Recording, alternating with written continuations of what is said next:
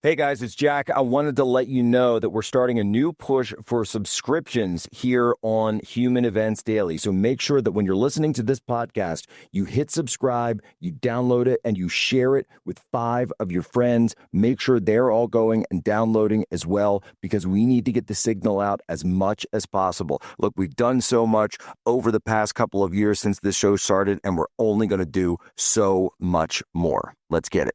It's the Jack Posobiec Appreciation Hour. I can say confidently, I think Josh Shapiro would be the vice presidential nominee if it wasn't for Jack Posobiec. And that is, I'm being honest. Founded on the removal of a whole people. Founded on the idea that we could compromise on whether or not people, as a function of the color of their skin, could be enslaved by other people. Founded under the idea that all people are created equal, all men, but that only meant certain men and not women. Stressed out? No, it's like the weight is what kills you. You know what I mean? Just waiting. You know, and polls don't vote, man. People vote. Right? No, so exactly. There's a lot of inshallah that needs to happen. Yeah. Abdul is as American as any other name in this country. It's one of the strongest American names that you can have. All right, folks, Jack Posobiec back live here, Human Events Daily. And of course, we have that Michigan election later today. President Trump on his way now to California. That's why you're seeing Marine One there. And we've got quite a bit going on. But I wanted to track down that this election. And we've got our producer, Ellis Meyer, who's there on the ground. She was just in Michigan, kind of checking out what was happening. Ellis, how are you? I'm good. How are you, Jack? I'm doing just fine. So please walk us through kind of what's going on with this election. It seems to me that we've got this far left DSA style candidate, but then also more of a moderate candidate who's only moderately radical. And walk us through a little bit of that and what the expectation is for this evening's event. Yeah, so this is a pretty contentious election in Michigan. And a lot of people are looking at it as kind of a momentous occasion for the Democratic Party, because this election will determine in a lot of ways the future of the party. So you have Abdul El-Sayed, who is this very progressive populist as identified by the media. And then you have Haley Stevens, who is a little bit more moderate, and she is backed very heavily by the establishment. So both candidates are very anti-Trump, very anti-Republican, and it's about really who the people of Michigan think can beat Mike Rogers in the general election in November. So a lot of polls are putting El-Sayed heavily ahead of Haley Stevens. The last poll that came out was about 15% ahead of Stevens. But a lot of polls are also saying that Mike Rogers has a better chance of beating El-Sayed over beating Stevens. So it'll be very interesting to see what happens tonight. And so this is very interesting, of course, because as well, when you see El-Sayed, this is a candidate as well. It kind of reminds me of Francesca Hong. Perhaps we need to start looking at a few more of his past statements as well, because this amount of radical policies that he stands for are completely, it seems to me, out of lockstep with the voters in a place like Michigan or a place like middle, sort of like the Midwest, middle America. And yet we still see him. And Alice, what is it? Why do we keep seeing candidates like this doing well in these primaries, particularly in the Midwest? Yeah, of course. I think that these candidates, the anti-establishment candidates, are doing really well because voters on both sides are just fed up. I think that voters are seeing they're just unhappy with what's going on, especially in the Democratic Party, especially these last few years under the Trump administration, with Congress being Republican. I think that voters just want somebody who they think can stand up for them, especially on the Democratic side of things. And that makes candidates like Abdul El-Sayed very appealing. he has come out and said that he is not a socialist. He is very clear about that. He says that he is a capitalist who, quote, understands how capitalism works, but he is very heavily endorsed by other democratic socialists such as Bernie Sanders and AOC and Hassan Piker. So there's a level of excitement around candidates like El Said, and people think that he might be a better option than a quote unquote socialist or a self-identified socialist. But he still has a lot of the same policy goals as these socialists do. So I think that that is one of the reasons why he has garnered a lot of attention in this campaign.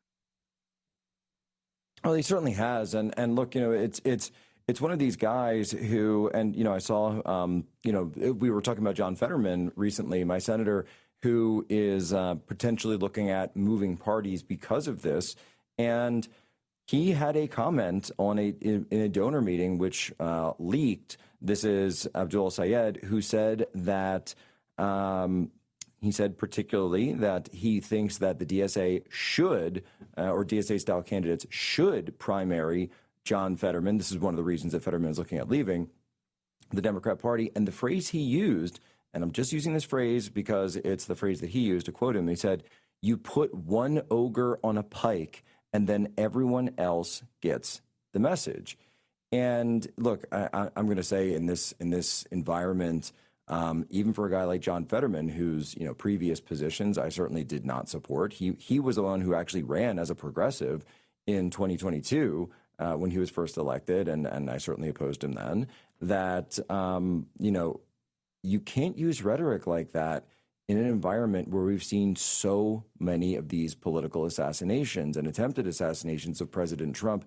To me, that sounds like he's calling for violence, and it's a phrase that I just think should not be used in our environment because, unfortunately, it's people from his party and particularly his wing of the party who keep trying to commit this level of political violence. But again, to your point, I do think you're exactly correct that it's the anti-establishment nature of politics today that is actually the biggest driver for this, and not necessarily these cultural Marxist and honestly violent statements like the one made by the Senate candidate there.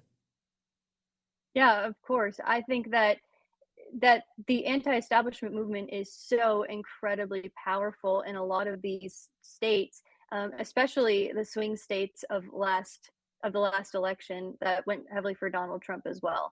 There's a lot riding for the Democratic Party with this particular election in Michigan tonight. Well, there certainly is, and I'm going to be up watching the results. I know everybody is. I don't think we're streaming tonight, but I certainly expect us to be up and watching the votes and watching the election and watching all this. Now, that being said, Mike Rogers expected to win for the Republican side. He's the one who ran, I believe, last time. Did not get there, but he got very, very close. And so he's taking a former congressman, and he's taking another bite at the apple. Does it look like Rogers then would be more well-positioned to win, even though he is seen as more of an establishment? Or is that, I guess that's going to be the contest? Yeah, I think that is a really good question to kind of go into this election cycle asking ourselves. And it really depends on who gets the Democratic nomination or who wins the Democratic primary, because like I said, the polling from Epic MRA poll has Rogers handily beating this Abdul El Said, but he is a little bit more neck and neck with Haley Stevens. So I think that while there is a very strong anti-establishment sentiment in Michigan right now, it's going to come down to who really can beat a Republican candidate. I think that's really what most voters are going to be basing casting their ballots on tonight. Who, I didn't catch it. Who ran that poll that you just referenced? Epic MRA poll. It's been cited a few times by different local Detroit-based news organizations, but yeah, Epic MRA poll. Interesting. Very, very interesting. We will see.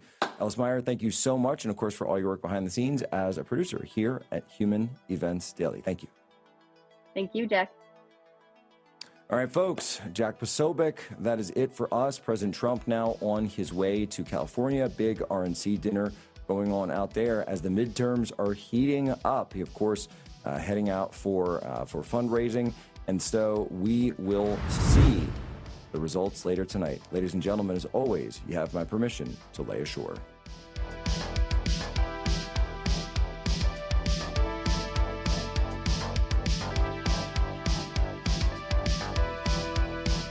Where's Jack? Where's Jack? Where is he? Jack, I want to see you.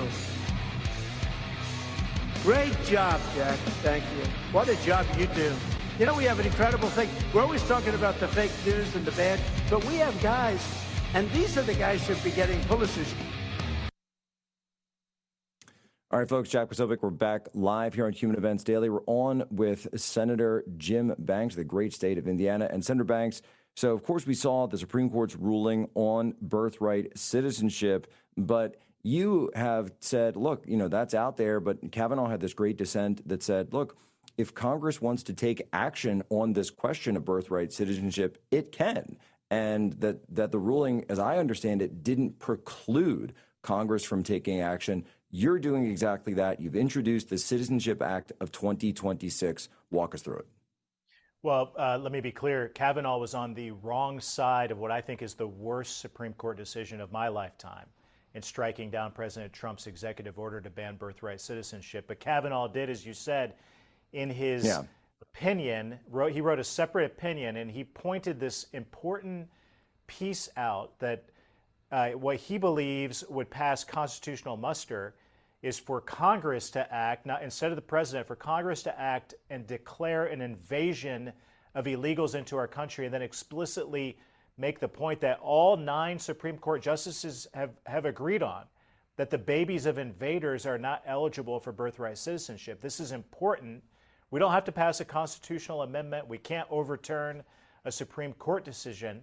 But Congress can pass my bill that says that the tens of millions of illegals who have flooded into our country are invaders, and that those invaders' babies aren't eligible. We've declared Nazi spies, we've declared terrorists as invaders into our country, or even pirates. We've declared invaders into our country in the past. That all pales. That's a drop in the bucket in comparison to the tens of millions of illegals who come into our country. And Jack, 250,000 babies every single year, the babies of illegals are declared citizens of the United States of America of illegals. That's unfair. It's not right. We should put a stop to it. I've never worked on an issue that I've received such a outcry of outrage from people who just don't understand how this could happen in America, that illegals can flood our country, their babies become citizens, they're eligible for welfare. The Democrats want to turn them into Democrat voters, which is a big piece of this as well. All Congress has to do, as Justice Kavanaugh pointed out, is declare the invasion, and those invaders' babies aren't eligible for birthright citizenship. It's as simple as that. It is as simple as that. And I was this past weekend, I was down in Chattanooga, Tennessee, at a sort of a conservative, kind of grassroots conference. Great time, and actually got to meet someone from Cyprus who had said, well, he said, actually, I said, so were you born over there? He said, because he had an American accent. He said, no, I was born in the United States. I grew up in the United States. I said, well, wait a minute, but you just said you're not an American citizen. He said, yeah, because my dad was a diplomat. And so my dad being a diplomat, that's written in as you don't get citizenship. And I said, yeah, that makes sense. That's just basic common sense that there are certain categories of people, and you're mentioning this one, which is people who, break the law to come in. And in his category, someone who had permission to come in, but in an official capacity, that it's common sense that the children of the certain categories of people would not be given automatic citizenship. And I don't understand why this is so hard for people to perceive. I really don't. Yeah, you're right. Common sense.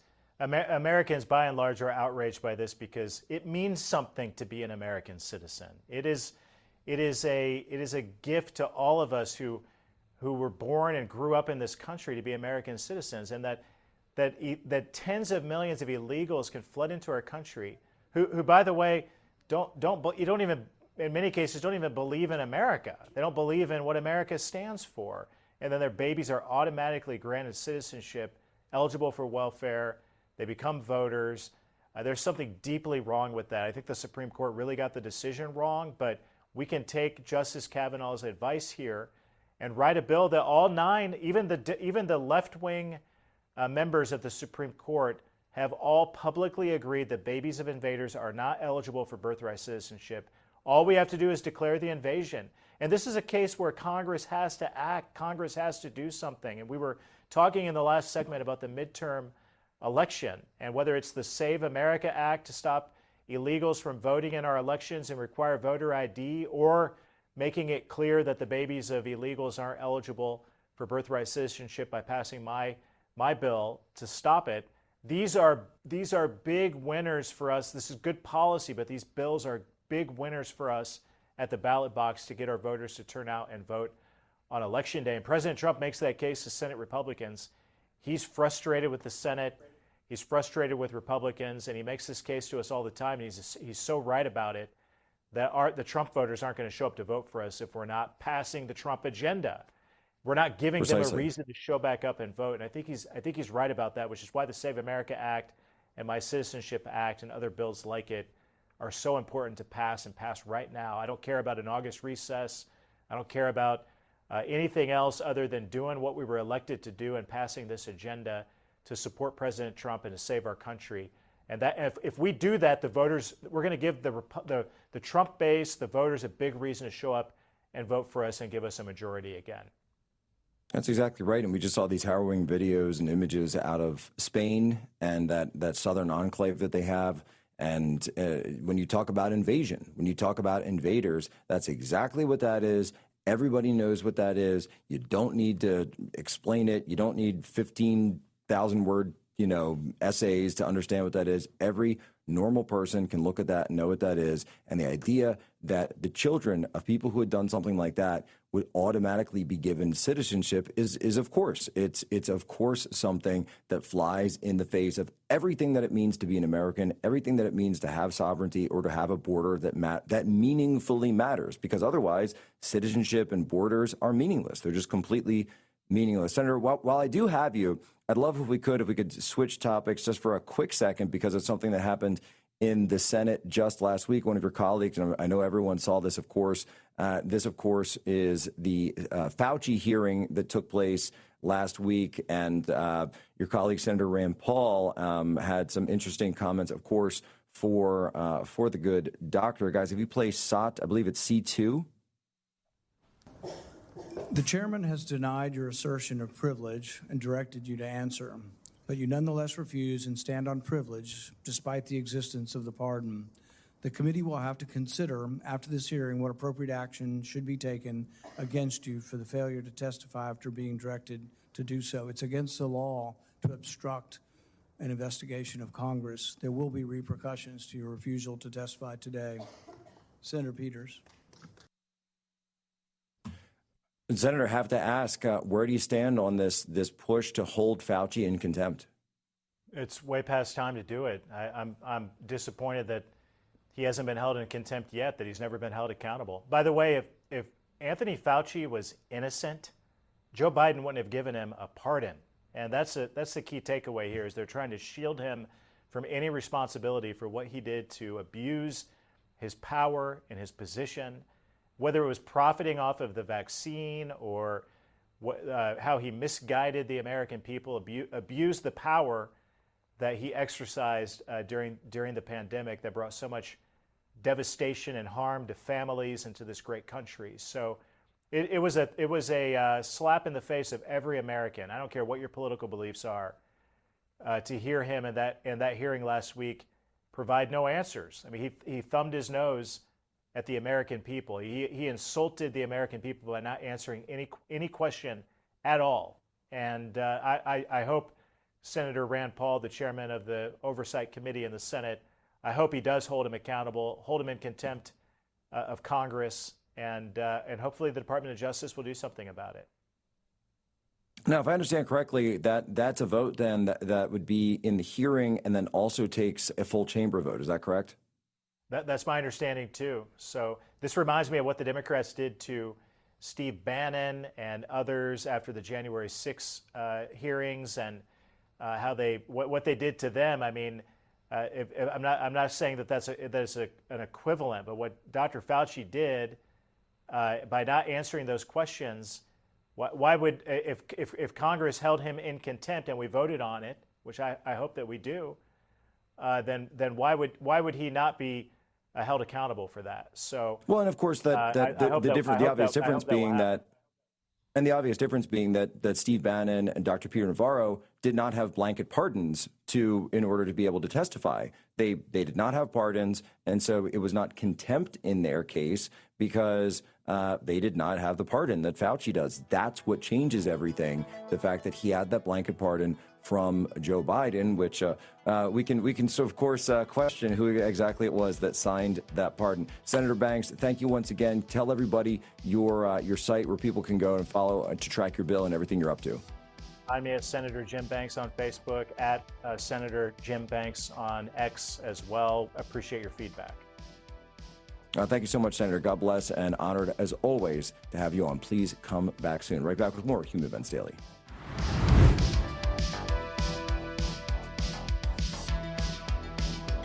Talk about influencers. These are influencers, and they're friends of mine.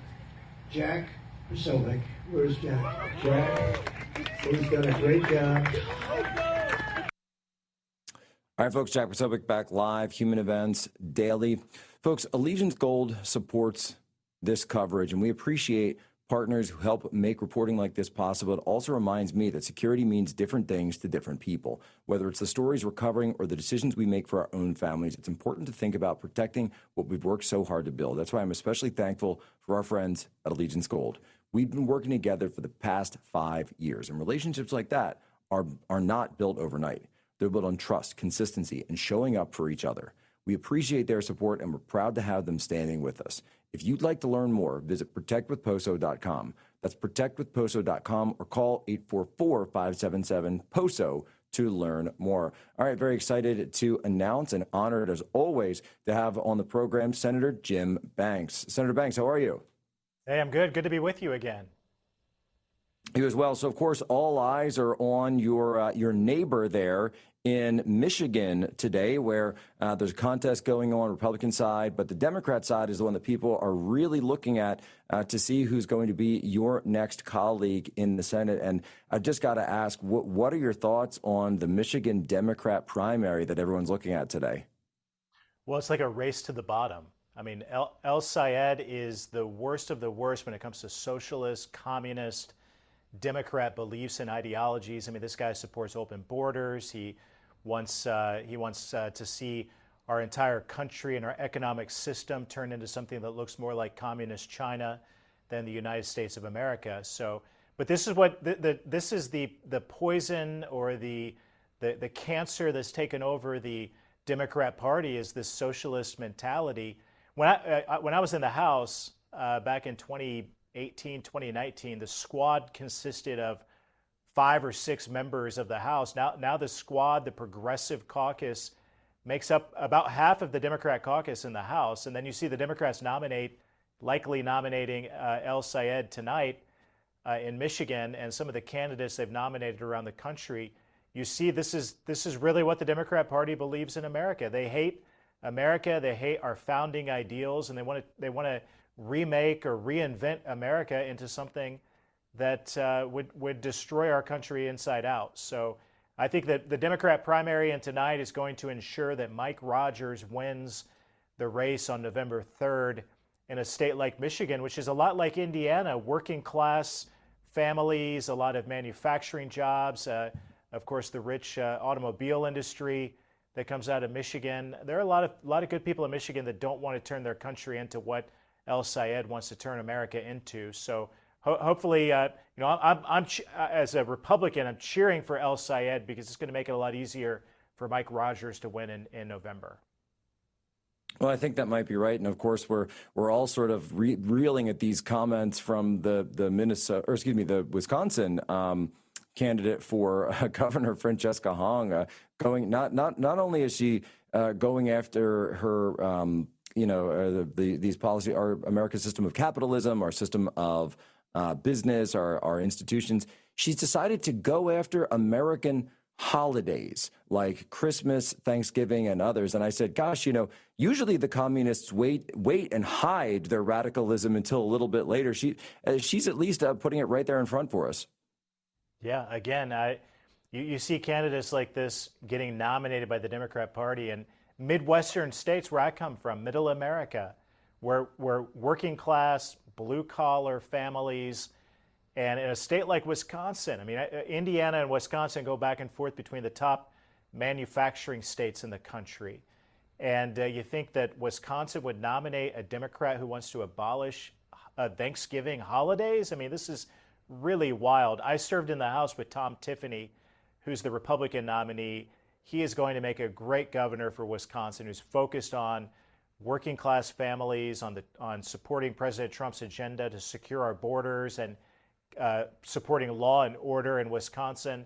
And his opponent, she's so crazy. I mean, I can't imagine that Tom Tiffany doesn't win by double digits in a state like Wisconsin, or that Mike Rogers wins by a lot more than anyone is expecting him to in Michigan to give us a pickup opportunity in the Senate. But this also, Jack, forecasts what's ahead of us in 2028. I mean, if you think about the Democrats' race to the bottom in finding the most communist, socialist candidate that they can possibly nominate to all of these offices, and you think about who they're going to come up with in the presidential race in 2028, I feel really good, better than ever, about J.D. Vance winning in 2028 and carrying on the Trump agenda for another 4 years in the White House. So this isn't my grandpa's Democrat Party. I mean, I come from a union family, a blue collar family. My dad voted Democrat much of his life. My grandfather did as well. This is not my grandpa's Democrat Party. This is a crazy, radical, out of touch, anti-American Democrat Party that wants to destroy our country. And the voters are reacting in a big way. I think the voters are fed up with Democrats. If you ever thought Republicans were unpopular, look at the polling on the Democrats nationally in this country. They are the most unpopular group of people I think that public polling has ever registered in a poll, because the Democrats are so anti-American and out of touch. And I think it's going to give Republicans an opportunity to keep our majorities in the House and the Senate this November, and then win big in 2028 again as well. Well, I think you've got a real point there. My dad was a union in Pennsylvania, by the way, and he was the same way. And it was not a lockstep Republican voter, would vote Democrat, many times in the past. Big time Trump supporter, by the way, these days, and watches the show. Hi, Dad. So it's something where in Pennsylvania, we've got a guy like John Fetterman, and we were just sort of talking about these questions about whether or not he might switch over, and that was my big push on that was if he's interested, I'd love to see some votes, Save America Act, Todd Blanche, just 1 minute. But do you think that there's some opportunities here coming up for Senator Fetterman to be able to really show what side he's on? Yeah, I hope so. And he's done it before, at least rhetorically. But anytime a Democrat goes against the grain, they get taken out by the radical wing of their party. And that's what I expect to happen to Fetterman in Pennsylvania in his reelection campaign. If he runs again, the Democrats are going to nominate someone who is far to the left, the socialist, communist left in their party, and give Republicans a big opportunity to pick up another seat in Pennsylvania. So there's a lot of hope here, but these Democrats, they are out of control. They eat their own, and they don't leave any room for dissent. They don't leave any room for Democrats who compromise on a lot of the big issues that Americans care about. All right, Senator, one second with you, and we'll take a quick break, come right back, talk a little bit about what you've got going on and some of the other things in the United States Senate here, Human Events Daily. Be right back.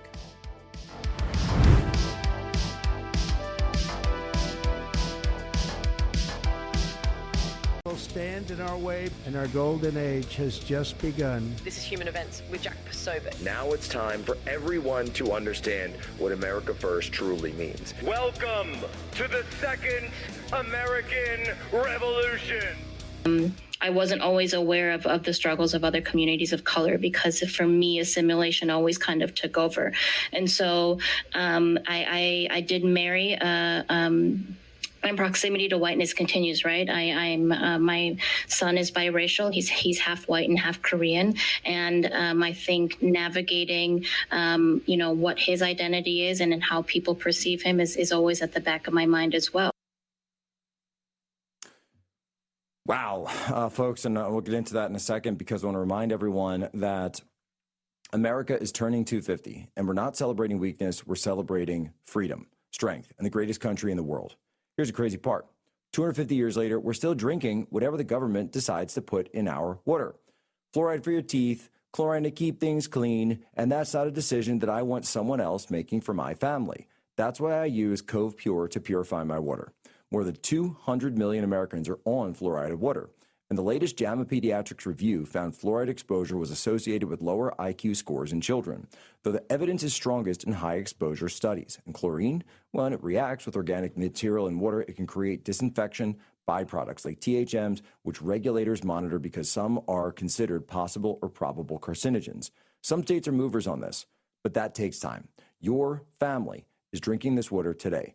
Cove Pure says its system removes a wide range of contaminants, including chlorine and microplastics, and its site says it's built to deliver cleaner, better-tasting water on demand. I love how easy Cove Pure is to use, how great the water tastes, and the peace of mind it gives me knowing that I'm in control of what my family drinks. So don't wait for the government to catch up. Take back control of your water, just like the Poso family did, because we have it. My kids call it super water. And in honor of America's 250th, Cove Pure is giving the Human Events audience $250 off when you use my link, covepure.com/poso. Covepure.com/poso. I want to bring in Katie Zachariah here. She is the new communications advisor for Truth Social and a former DHS spokeswoman. Katie, how are you?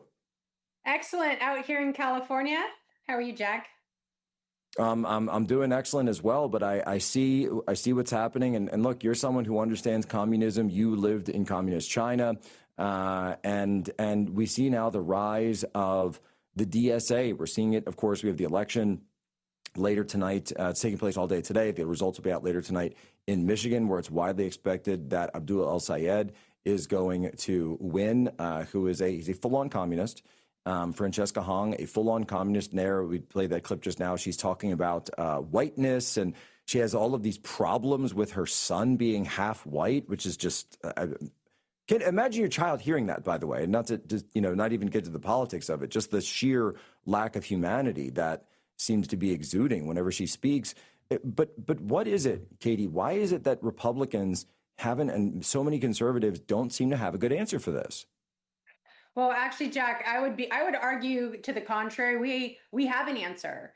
John Thune and the Republican-held Senate hold the antidote to what is happening right now. As soon as you have the Save America Act and voter ID, the Democrat communists of America are going to go away. They just are, Jack, because you are going to weed out a lot of the issues by having voter ID. Look at what happened in New Jersey with illegal aliens voting. This is how Democrats win. They surge the state, and then even though we're told nobody's voting, non-citizens aren't voting, they are voting. And so as soon as we have a regulation on who goes to vote, we are not going to see this huge issue. But the Republicans are not doing this, Jack. And I just want to highlight, I worked in Dearborn, Michigan for the president's 2024 race, and we did win Michigan, and we did actually win the Muslim majority county of Dearborn. And Jack, the thing is that while Michigan looks like they're embracing this communist leftist, I think it's a gift to the Republican Party, and it's a gift to Mike Rogers' campaign, because even the Democrat establishment now are on high alert that their endorsed candidate did not get picked, Haley Stevens. And then this socialist communist is rising up. And now they're going, we're going to lose Michigan, because Michigan was won by Trump in 2024, as we all know. It was a big win for him. And these are those alarm bells that are going to start going off for the establishment Democrats. As you've seen, like even Carville's like, I don't want to be in this party anymore, with the people that are coming into it. But the Republicans have the antidote, to your point, Jack, and to your question, and they are not using it. Well, but so that's my question then is Are there Republicans out there in the Senate, and it doesn't make sense to me at all, looking at this completely from the outside, why would the senators seem to want to help the Democrats? It is the question I've been asking since they have failed to pass the Save America Act at every single turn.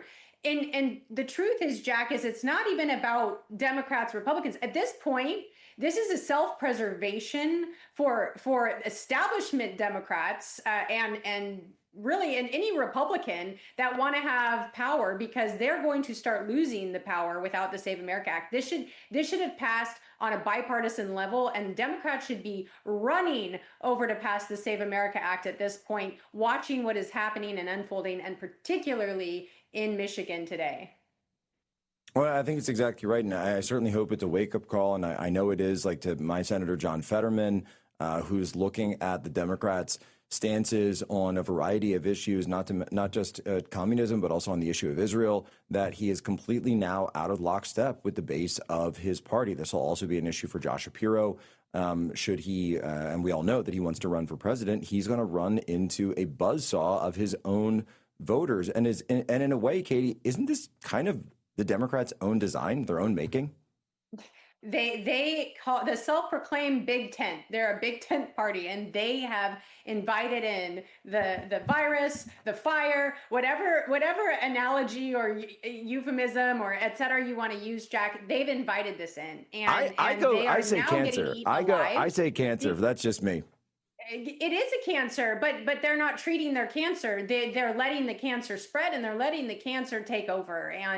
And they actually, to see Carville raise the alarm bell over the weekend, he was wrong about Kamala. He was wrong about Hillary. We can go back to all the times he's been wrong, and I have to give him some credit. He's not wrong about this. And the Democrats would be good to listen to him. Rahm Emanuel. Everybody is sounding the alarm now that is of establishment Democrat Van Jones, that type of category, because they're seeing that they've let in this cancer. So whether they do rapid, chemotherapy and radiation, or that they actually are going to have to start backing some Republican agenda like economy, borders, protecting our cities, deporting illegal aliens, they're going to have to start coming over to our points, because that's what sells for Middle America. Middle America wants prosperity. Middle America wants safe streets, Jack. The socialists want to defund the police, get rid of ICE, get rid of the president, get rid of the Senate. I mean, they are so off base, and that radicalized movement is going to force some of these establishment Democrats like Fetterman, like Shapiro, to come over, I think, to the Republican side. And I mean, they're welcome as long as they are for all of our agenda of making America great again. Well, and that's an interesting question. I guess I have 2 points. First point is that I would also add to the list of things that James Carville has been wrong about. He was also wrong when he attacked me because I was going after Taylor Swift in 2014, and he said that I was wrong. No, actually, James, I was 100% correct. You were wrong, and I think the results speak for themselves. And if Shapiro, absolutely not. I'm not interested in anything to do with that guy. But with the question of Fetterman, if Fetterman wants to come over as a Republican, where are the votes? Where's his vote for the SAVE Act? Where's his vote for Todd Blanche? Where's his vote for all of these things that he could be doing? I've seen the rhetoric. I've seen the interviews. I've seen all of it, right? But I just don't see the action matching the words. And if we want to believe him that he actually is making these moves in a different direction, then don't just say it, John. You can't just say it. You actually have to do something to back it up. Do you get what I'm saying? Oh, absolutely. Look, Fetterman, I like Fetterman being a Democrat only because he consistently annoys and aggravates the Democrats because he's reasonable. He was the one person, the one establishment Democrat that did not support Graham Plattner. And he continued on out of that and continues to be pretty reasonable. Yet what will save him and what will save establishment Democrats like him would be something like the Save America Act. So to your point, Jack, he should be coming over for the Save America Act. This should be a nonpartisan issue. This is a preservation of our republic issue, and that includes establishment Democrats and Republicans. So yes, John Fetterman, we'd love to see you come over on that, and it would actually save him probably in Pennsylvania. Yeah, and that's kind of what I'm saying, right? And to your point, right, it would actually help him politically and electorally in Pennsylvania. But that's what it comes down to is, we can't be a cheap date. All right, Republicans can't be a cheap date. You have to say, trust but verify, right? Trust but verify. And, you see someone making all the right moves and saying that I've had a change, right? It's like you're in a relationship, right? I've changed, right? Should we take them back? Should we take them back? Show me. You gotta show me the money. And show don't tell. So I would love to see that vote on the Save America Act. Todd Blanche, of course, was just voted out. And congratulations to the potential Attorney General for being voted out of the committee, the Senate Judiciary Committee. But of course, he now faces a vote on the floor. And I think if John Fetterman wants to actually show some of this turnover of a new leaf, then why don't you just show us right now? Because you're going to have this big vote coming up. Vote for Todd Blanche. And Todd Blanche, by the way, he's not an ideological guy. He's someone that both sides could support. He's a lawyer, and he calls it like he sees it. So, Katie Zachariah, I'd love to get into this with you more, but of course, we do have to get going. Where can people go to follow you and get access to everything that you're up to? Katie Zachariah on X, Instagram, LinkedIn, and you can probably find me on YouTube. Oh, and of course, all right, make sure you check her out, folks. Some of the best content out there, and her clips are absolute fire. I particularly like when she's going after the communists. What can I say? I'm biased. We'll be right back with more on today's election in Michigan. Human Events Daily, Real America's Voice.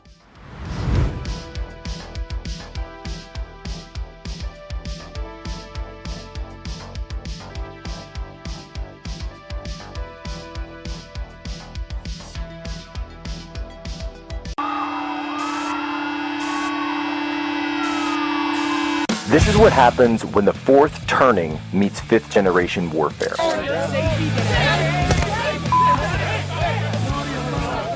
A commentator, international social media sensation, and former Navy intelligence veteran. This is Human Events with your host, Jack Posobiec. Christ is king. Let's step back and ask why we lost in 2024. Too often we lost young people. We lost Arab and Muslim voters.